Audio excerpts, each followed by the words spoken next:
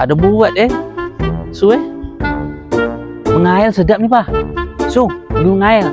Dapat gua menenang otak, menenang pikiran kan? Ya dah Pak? Betul juga kata kau ni Long. Ikan lagi menjadi ni ngena ni. Dapat ke dapat buat lauk kita di rumah? Tengah mau makan ni? Tengah mau makan ni. Yuk pergi yuk. Pergi ngail yuk. Sedap ni.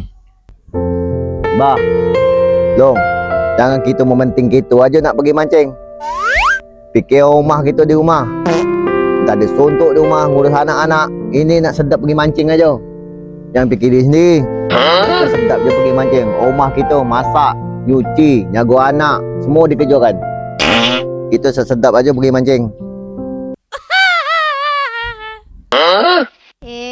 Sejak bila kau pandai mikirkan rumah kau ni, Su? Selama ni kau yang ngajak mancing. Iyo bah, lain pula Su hari ni. Biasa dia paling gila ngajak kita mancing. Dia lah dulu. Lain pula hari ni aku tengok. Kenapa kata sampuk kan ni? Cantik pula bentuk pena kau ni, Su.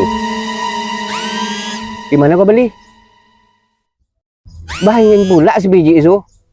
Dapat juga bahan ikan surat tanah. Cantik pula bentuk pena ni, Su. Di mana?